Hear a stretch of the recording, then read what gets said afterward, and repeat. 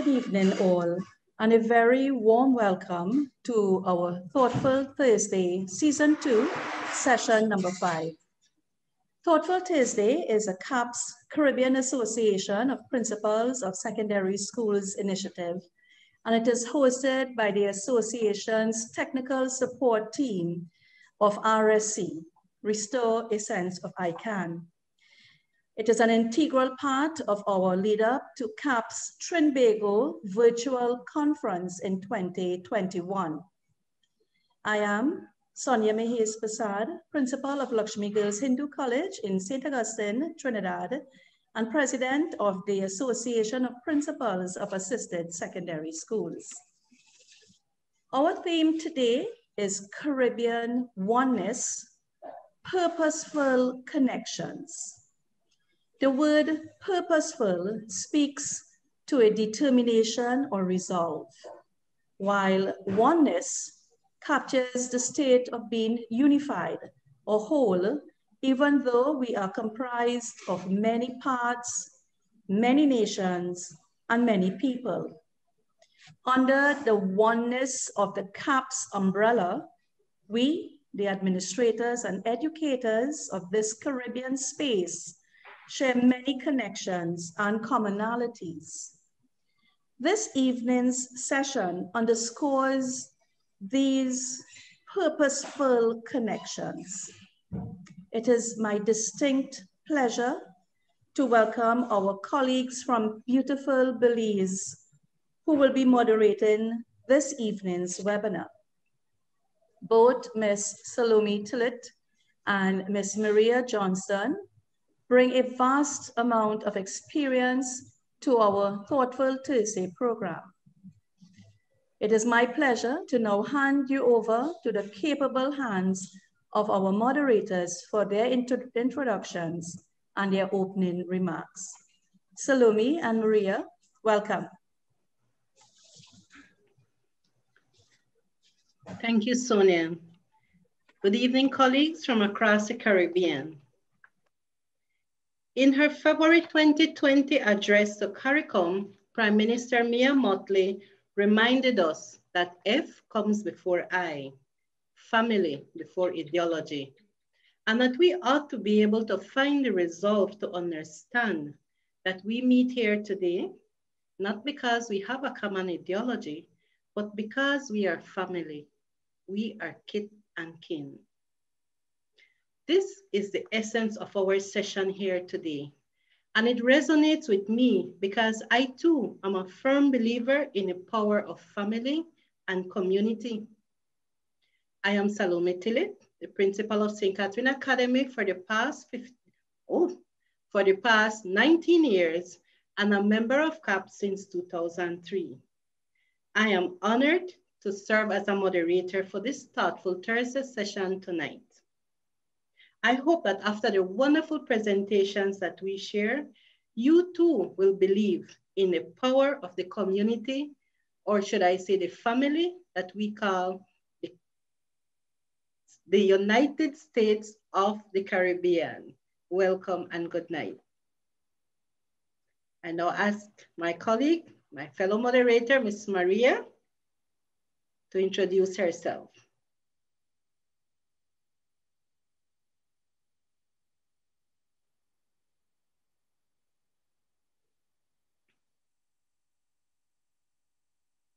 So just should you forget, that is also our name, United States of the Caribbean. That's the family that unites us.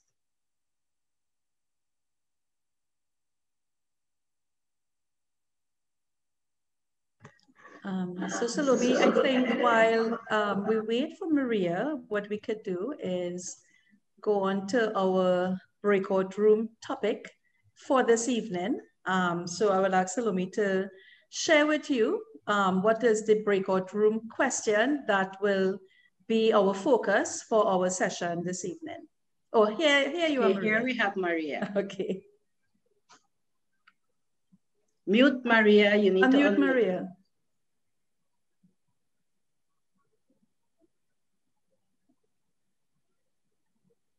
All right, so these things happen. So what we'll do? Apparently they do. I'm on now. You got a good christening into the whole thing, all right? Yes, your initiation, so. Maria. So we thank you. Let me know if you can hear me now. We are hearing you perfectly. Oh, great, perfect. So like Salome, I'm honored to be here with you today. And I want to let the principals and the leaders of the schools know that this association welcomes you. And we know that it will strengthen you if you become part of it. I have been attending CAPS since 2009, where my journey began in beautiful St. Lucia. My name is Maria Johnston. I am the principal of Muffles College, a Catholic high school in Orange Walk, Belize, and I am more than happy to assist with the moderation this evening, although we had a little hiccup earlier. I invite you to join our breakout session where you will share your views with those in the breakout room. The topic to discuss with your colleagues in today's breakout room is, and listen carefully, write it down if you must, how can we forge Caribbean networks to support our teachers and students? We invite you to share best practices based on your experiences. We have 10 minutes to spend with our colleagues from across the Caribbean, discussing how we can forge Caribbean networks to support teachers and students. And now we ask RSC to randomly organize you in your breakout rooms. And please share, don't be shy. Thank you. Okay, we're back, colleagues. I hope you had as much fun in your breakout room as we had in our room. Obviously, 10 minutes is just very, very short time. But I will share that we had some rich discussion. I don't know if it was the same in your group, Maria, and in the other groups. But I will share that in our room, we found out that people have been doing some networking. They've been sharing within the community, schools have been exchanging, and that they have been moving even beyond to reaching out, using the technology that's available to reach out to the nearby schools, and even through friendships made through CXC. As moderators and as markers, they are now reaching across to the colleagues and planning together, and possibly even working to collaborate on lessons in the future. We had a wonderful idea of what about a lesson on marine biology from Belize. Of course, we think our reef is the prettiest part of it. So sorry, everyone. But it is good, and we ended off with a suggestion that as schools, we dare to dream, that we all dare to dream and think big, think different, think what else we can do. And the technology is available to make that work. Thank you, Maria. How was it for you? It was excellent. Equally, some people were even suggesting that we could use apps, and this could be shared among, probably through a forum like this. Somebody mentioned particularly an app named Discord. So if you would like to explore that. Other people were saying that the collaboration, especially as it pertains to foreign languages, might be important. You know, we can connect and practice can take place immediately. Also, the value of connection. That is what we're seeing right now. We realize that we live in a global village, and connection is important. Using CXC, for example, that was another suggestion that came up, that CSEC could also assist in making sure that there is collaboration among the students. And as you said earlier, explore and find out what's happening in other parts of the world. And we can do that instantly now. So that's the dynamic nature of technology that's happening right now. Students, I'm pretty sure, are excited and would be motivated to connect with their Caribbean counterparts. So at this point, I want to thank everyone that had participated. I'm pretty sure the other persons had a lot of contribution that took place, right? Thank you. So we are going to look at some people are sharing in the chat as well. You take a look at that. And in the chat, great participation from Belize and Trinidad and Tobago. Again, everybody's excited about the connection and connectedness. So at this point, we're going to move on to our president's remarks. And I want to give you a little background on the presidential thought for today.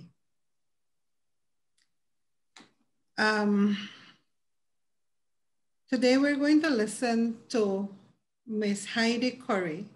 She is the current chair of the Belize Association of Principals of Secondary Schools. She is the founder and principal of Ocean Academy High School, which was established in 2008, where she increased the local high school enrollment from 30% to more than 90%. Ms. Curry is a naturalized Belizean citizen. She earned a master's degree in education, leadership, and policy from Boise State University. Ms. Curry is passionate about universal education to develop innovators as a means to end systemic poverty. Ms. Curry's leadership, she emphasizes exploring and finding one's passion, turning challenges into opportunities, empowering youths to fund their own education through Entrepreneurial School of Business. Also, she assisted immersing students into the real world through internships and mentors, developing innovators and creators of technology, grounding through mindfulness, and creating legacy. She is the mother of 2 daughters, and her husband, Haywood Curry, is her partner in owning Sea Dreams Hotel.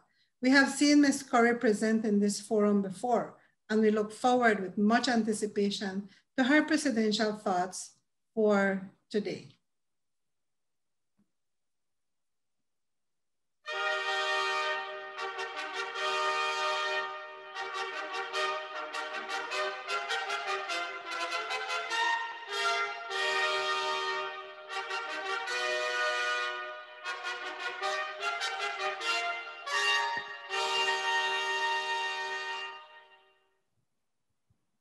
Colleagues, I'm honored to share presidential thoughts with you tonight. Belize is excited to host this month's Thoughtful Thursdays with the overarching theme of innovation in the wake of COVID. Tonight, Mrs. Brenda Armstrong will highlight the strength of our connections, and I will seed research in the area of developing innovators who can solve problems and create opportunities in 2021 and beyond. Education has changed very little since the Industrial Revolution influenced the makeup of our school systems in the 19th century. Rows of workers or students trained to perform identical tasks. Flash forward to the world today, and we recognize that knowledge and labor needs are changing. Memorization is replaced by quick phone searches. Labor needs are reduced by artificial intelligence. We see this in construction and production. 3D printers can build just about anything. Transportation and freight industries are shifting. Stores and restaurants are opening with no employees needed.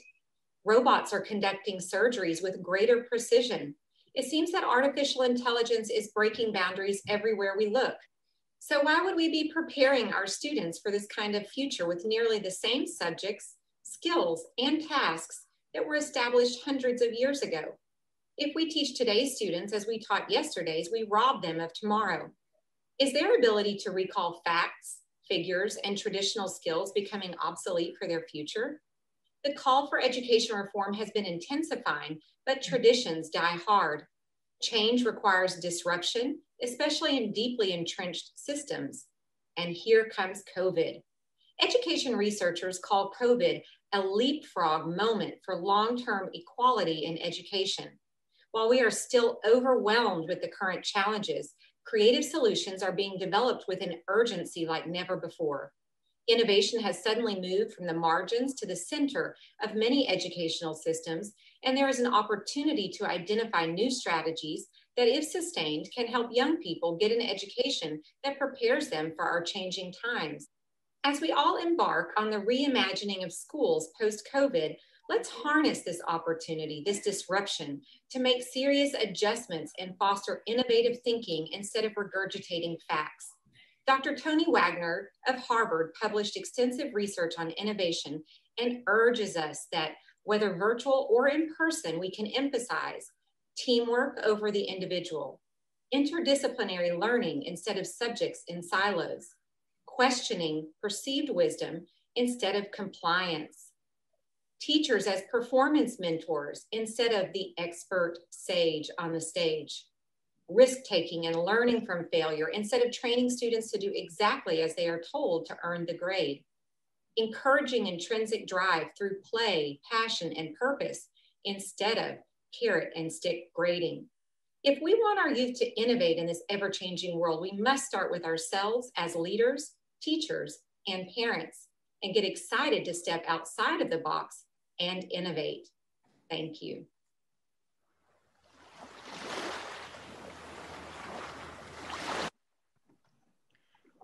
Wow.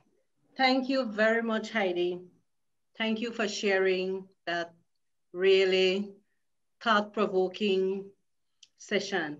If we think about it, our teachers are right now thinking, oh, I can't wait for school to be back so we can get back to normal. But as Heidi describes COVID, the great disruptor, a leapfrog moment, it allows us the opportunity to think, what else can we do? What can we do to prepare our students for the technology of now? We can never go back to schools that did not have technology. And why would we want to? And so clearly the challenge is with us. It starts with us. We have to be innovative. We have to be thinking, what new can we do? What networks can we build? How can we do justice to our students by preparing them for the world that they will live in? The world that may not need persons who know the things that we are teaching them. That is a great pause. That's a great moment to thought to reflect on. And I thank you, Heidi, for being innovative and for living what you discussed earlier. You know, Heidi is one of those leaders that's passionate about technology. She gets excited to share all the little things that you could do with technology that sometimes we principals are scared of. And I must say, for us in Belize, we thank our national president for pushing us. I think she's been a catalyst and she's moved us into seeing technology is not as scary as you think it is.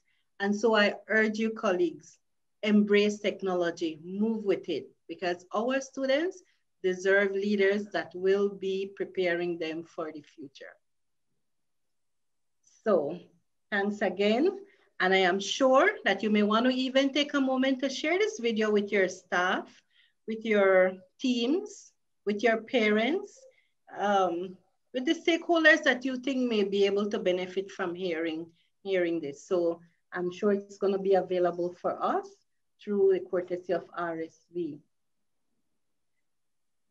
This time then, I will ask Maria to introduce us to the moment of movement. Thank you, Ms. Tillit. Overcoming physical inactivity is the new challenge of the world today. And with online classes and all the online meetings and a work around the clock mentality, it is almost unavoidable for us to walk in this sedentary lifestyle with minimal movement. We have been reminded every Thoughtful Thursday of the importance of self-care through the snippets of respite on the job, through easy but important moments of movement. Today is no different, except that it is with a different flavor. Florence Golson is a certified yoga instructor from the Ki-Yo Multiversal Yoga Training, and she is a mindfulness guide trained by Mindful Schools. She has a bachelor's degree from the University of the West Indies and a master's degree in development policy from Korea Development Institute of Policy and Management. She is a teacher at Ocean Academy. Colleagues, this is your moment of movement.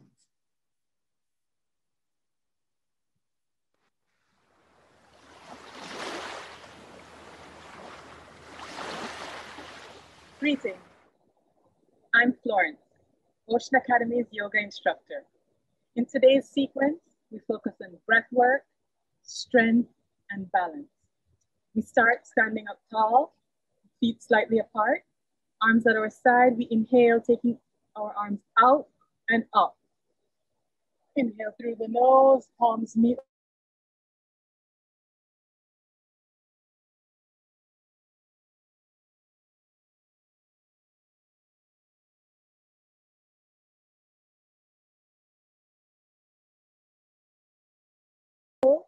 Or between the ankle and the knee, whichever tree pose position feels best for you. Once you've found your balance, extend your branches.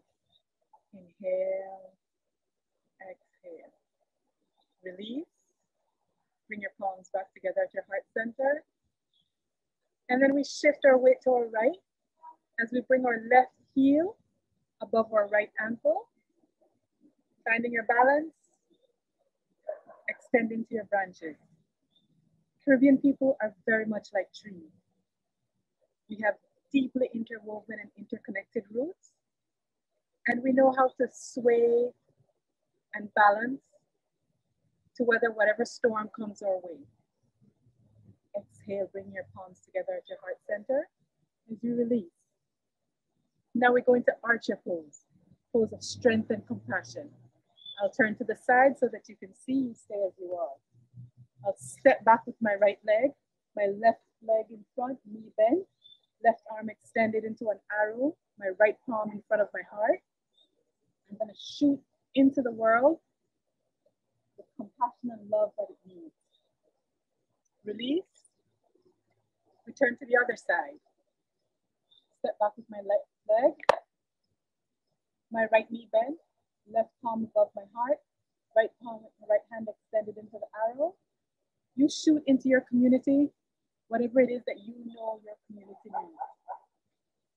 Coming from your heart, take care of those that you are concerned for. Release. We end our sequence with another set of breath work. Bring our arms at our side. We're gonna inhale as you're taking everything that you need. Inhale through your nose, taking it all in. You know what you need. Bring your palms above your head. And then we're going to exhale through our mouth, releasing whatever does not serve you. Release it. Let it go. It's no longer yours to carry. Bring your palms together at your heart center. From my heart to yours, thank you for joining me today.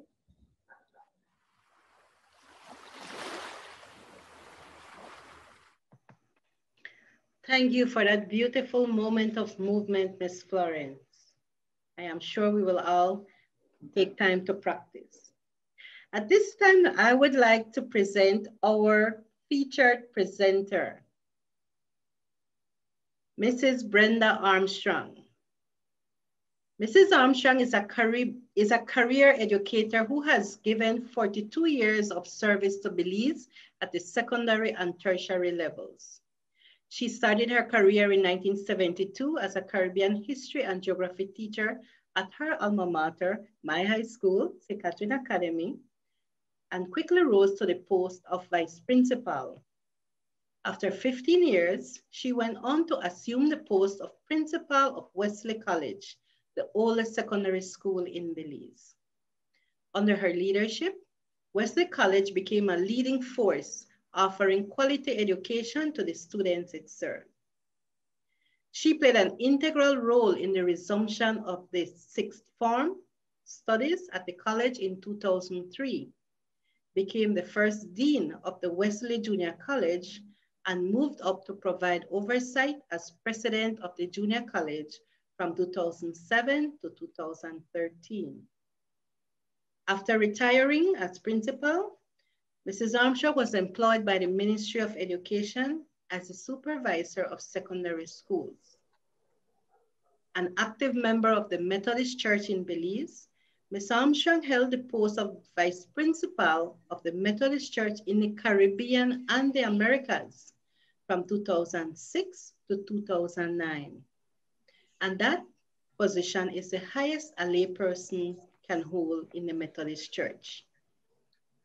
In addition, Ms. Armstrong has served her country in various capacities, including as a member of the Senate, a member of the Board of Governors of the University College of Belize, and currently as chair of the Belize National Library Service and Information System.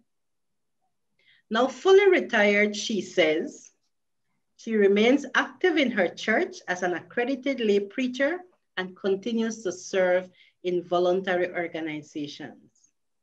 The mother of 2 children, Herschel, an electrical engineer, and B, a psychologist and chef, her motto is, I can do all things through Christ who strengthens me.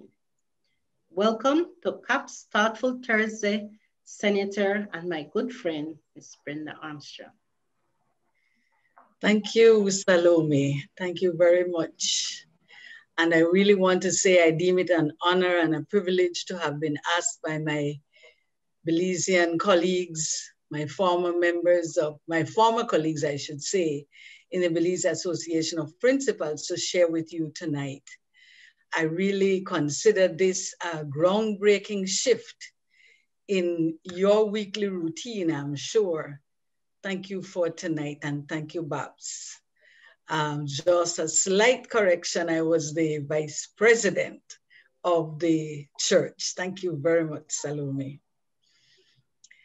I want to play a little game with you at the beginning of our time together, but you have to cooperate with me well because they have me on a strict schedule. The game is called Name That Fruit. So be the first one to unmute yourself and give the name of each of the following fruits as soon as you see it, as it is called in your country. You only have 10 seconds. So the first fruit comes up now. June plum.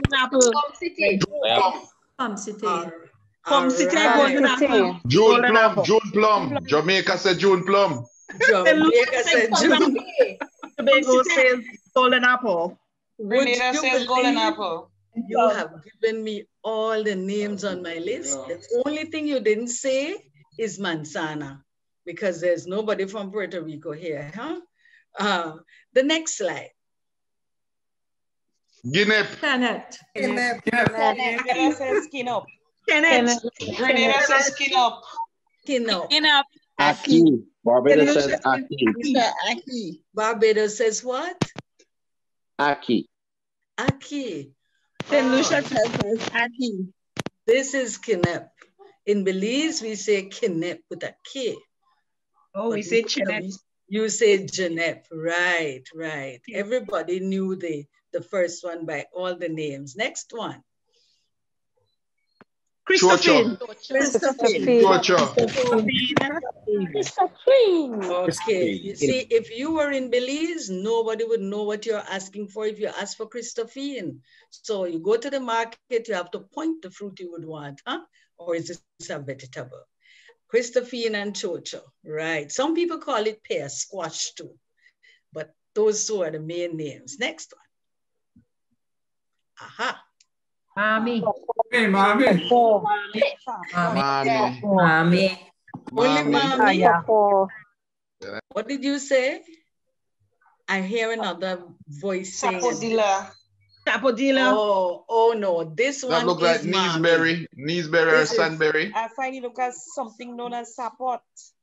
Okay, that's sapodilli. Yes, sapodilli. That's what we would say, sapodilli, or in Belize, sapodilli. Right. Y'all are good. One more. Star fruit. 5 fingers. Star fruit. Carambola. Or gimbalin. Carambola. Nobody says star apple? Yes. Said star apple. That's what we say in Belize too. There you go. We say one more. That's it.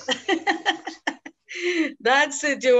You want me to get in trouble. The message of our activity was that even in our differences, there is oneness. Regardless of the fact that I had 5 different names, I heard 5 different names, we all knew that it was the same fruit. In our differences, there is oneness. On December 3rd, in a December 3rd, 2020 publication from the University of the West Indies webpage, a new initiative entitled 2020 to 25 Convergence, beginning phase 2 of nation building was described. And the quote you see on your screen was given by Vice Chancellor, Professor Hilary Beckles. He asserted that the Caribbean region is amid a moment of convergence, such as in which international crises, such as the COVID-19 pandemic and the global economic downturn, are driving a level of intimacy, note the word, intimacy between CARICOM states that holds tremendous potential for the future.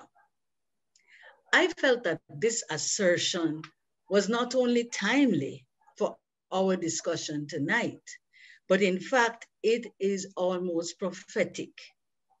If as a region, we do not promote, encourage, and advocate coming together and working together, we as a Caribbean people would have missed yet another opportunity, because by the way, there have been several before today.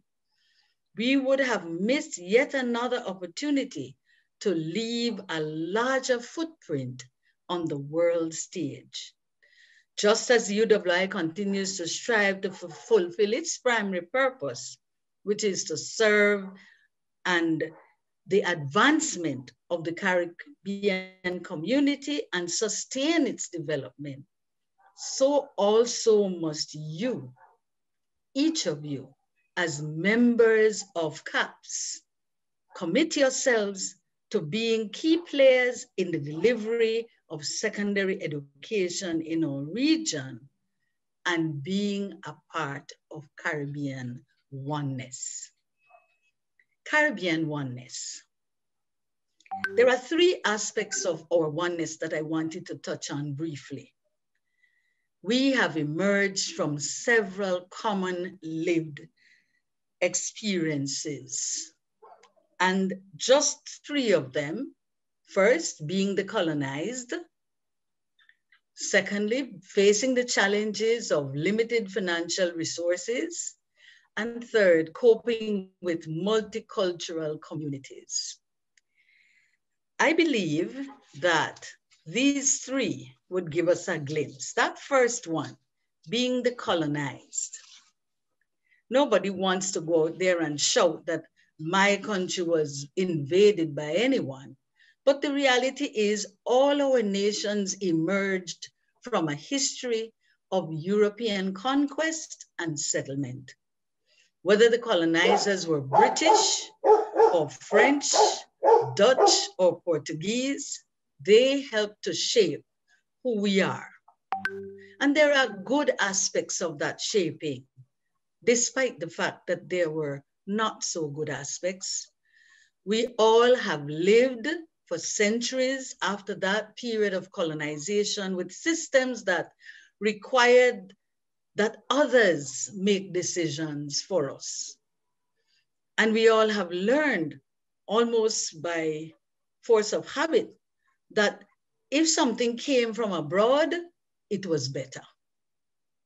And to some extent, we still struggle with that reality in our communities today. That's the result of being colonized. Secondly, we all face the challenges of limited financial resources. We never have enough money to do what we want to do. I wanted to say in this section that perhaps we should dispose of money, but I have to be real. Because our nations are challenged by the limitations of insufficiency all across the Caribbean, which then says we have to be innovative. One of my first exposures to a CAPS conference taught me to live with limited resources and still deliver excellence. I applied a lot from that one. You see, we have emerged from systems that exploited our territories. Those who conquered us, so to speak, held little regard for investing in the future of generations in our countries. And so there never seems to be enough within our individual kitties, so to speak. And as a result, we continue to participate in varied forms of debt servitude, a risky business to get into. And the third way, we all can celebrate our multicultural communities. I could not tell you in sufficient ways how varied communities in our Caribbean region are envied by other countries. We have a richness in the varieties of peoples that are found in our countries. And this is especially true of my country, Belize. We have 5 main ethnic groups, and after intermarriage and intermingling over time, those 5 have increased significantly.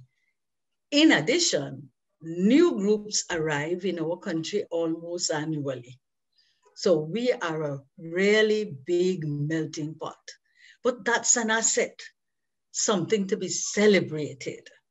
We celebrate it every CAPS conference when we have our Caribbean nights. And I have enjoyed many of those nights, and I'm sure you can testify to the delightful cuisine, especially, that we have shared. So now, coming out of our oneness, let's talk about purposeful connections. Because we recognize that nowhere else in this world can we find the unique combination of backgrounds and perspectives that we have. And because we celebrate that oneness, we need to understand and embrace the oneness and then allow it to provide or be an impetus for decision-making that reflects that awareness. We then must be willing to become engaged in efforts to establish and maintain our purposeful connections. I almost want to say that after sitting in the breakout room, I think somebody got a peek on my presentation. But anyway, it is this kind of thinking that led to the establishment of the Caribbean Association of Principals. Actually, at that time, it was headmasters and headmistresses on March 31st in 1955. That's the origin of CAPS, and I'm sure you're aware of that. The first conference of the association was convened in 1961. And in 1974, at the 5th conference, the pattern of hosting biennial conferences was established. When I attended my first CAPS conference, it was held at the Jamaica Grand in Ocho Rios in 1992. I was the sole member of the Belize delegation, and CAPS at that time met only in 3 countries, in Jamaica, Barbados, and Trinidad, with each country taking turns. 9 years later, Belize boldly stepped forward to host the 2001 conference, and thereafter, conferences have been hosted by many associations across our region in several different countries. I want to encourage you to make a commitment to participate in every CAPS conference, be it virtual or physical.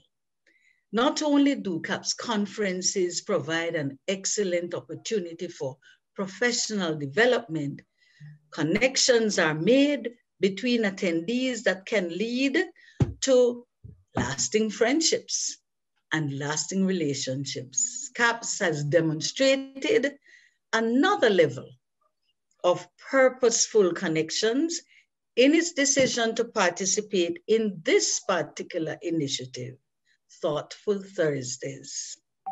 Congratulations on an excellent idea. Keep it running. Never let it end. Provide, though, to your organizers, positive feedback that the host countries can use to constantly improve and upgrade this excellent idea. And I want to leave you with 3 other suggestions of how you can continue the quest for purposeful connections. The first one, as you see on the screen, is to organize virtual campus tours of your schools. And I'm thankful that I included this because my other 2 suggestions were stolen in my breakout room. But here goes. What's a virtual campus tour? Well, I don't have to tell you. Challenge your students to create videos that would acquaint other students far across the Caribbean with what their school is like and what takes place in their institution.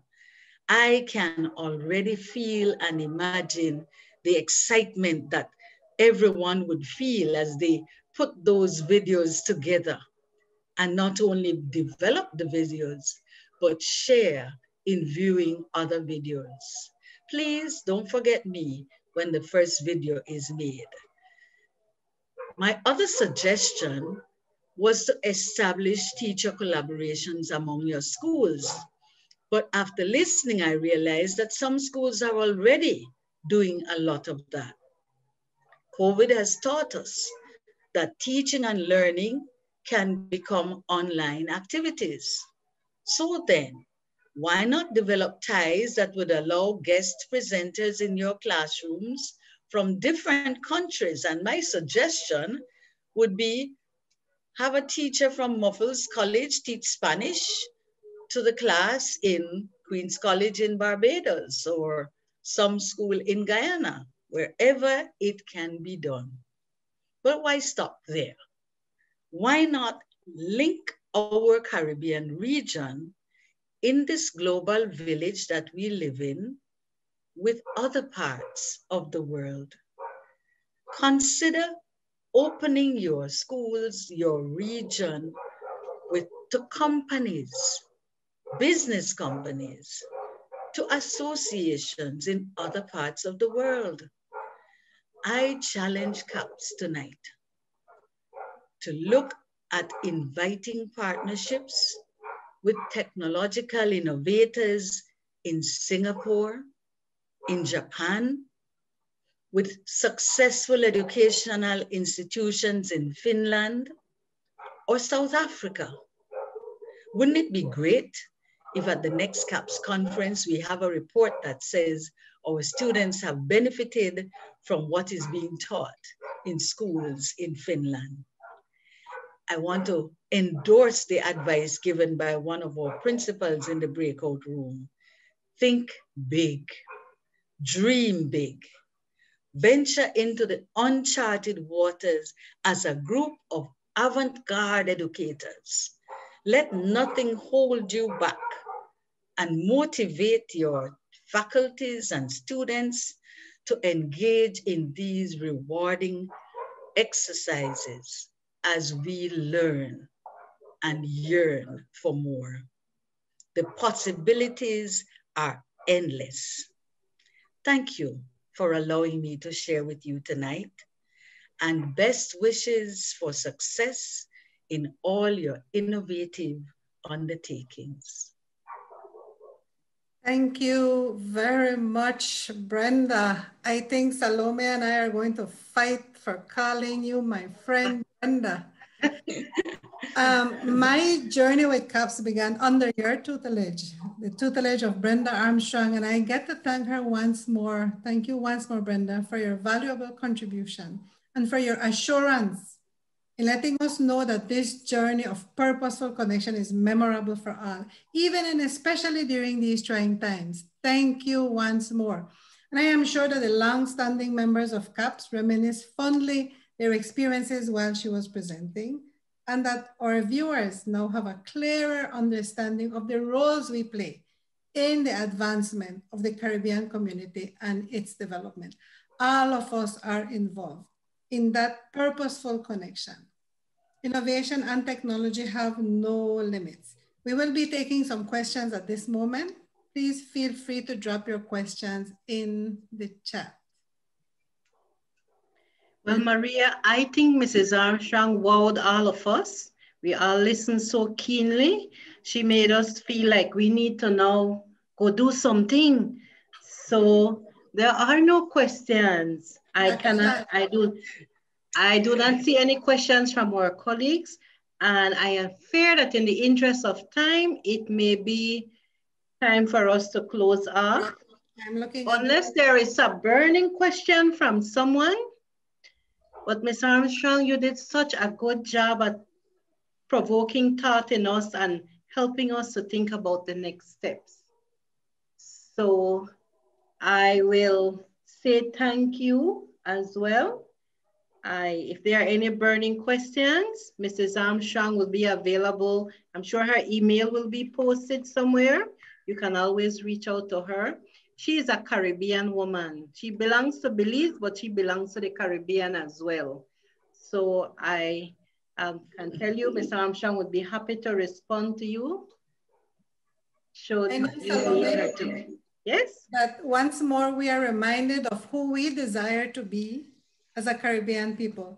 And the journey for oneness for CAPS exists in that fundamental attitude of how we ought to be with and for one another. A reminder that collectively we are Caribbean and we are moving together to achieve one result. So again, we want to, Sonia Mahez in her introduction was talking about everybody being one, and it reminded me of my visit to Otameni in Jamaica.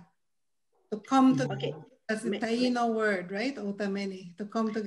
Can I just ask Miss Maria, just take a little pin here and ask that while we are finishing up our discussion, if the members could just go into the chat group and fill out the evaluation form. please fill that out. So you could do that while you're listening to us just close off. Could you do that? And if you do, you can collect a basket of those fruits Ms. Armstrong shared earlier. Virtual, of course, but it will be available at the end of your completion of the chat, of the questionnaire and evaluation in the chat. Sorry, Ms. Maria, go ahead. Sure, thank you. Well, the only thing that's left to say, I was just wrapping up on where Ms. Mahez started about us being one. And next week, we invite you to join us to be inspired by Dr. Aaron Lewis. He is a Belizean scientist schooled at Syracuse University in the area of condensed matter physics, low temperature physics, and nuclear physics. So we won't say much. Join us next week. We look forward to seeing you once more as we explore the topic of innovation. I'm going to pass it now to Ms. Sonia Mahez to wrap up. Thank you and good night. Thank you. Thank you very, very much, Maria and Salome. And I really have to add, Ms. Armstrong, you are one of our wise person. Your institutional memory is fantastic. I think we all learned so much about Caribbean connections, the history of CAPS, and how meaningful it is that we continue to connect, and we should continue to connect. Thank you very much, our beautiful moderators, our very eloquent and passionate moderators this evening. You all did a brilliant job. And participants, I just want to remind you that our Thoughtful Thursdays are built up to our virtual CAPS conference, which will be coming up later this year. There was so much sharing in our breakout rooms today regarding how we connect as Caribbean people and how we connect as educators. So coming to our Thoughtful Thursdays sessions is just part of that Caribbean connection and that promotion of oneness amongst all of us. So I encourage all of you to continue to join us every Thursday. Please bring along your colleagues, because you see from today's session what they are missing. So encourage your colleagues to come on, and we will see you all next week, Thursday. And as we said, we are building up to a fantastic virtual CAPS conference later this year. To all of you, I bid good evening, stay safe and stay connected. Thank you very much. Good night, everyone.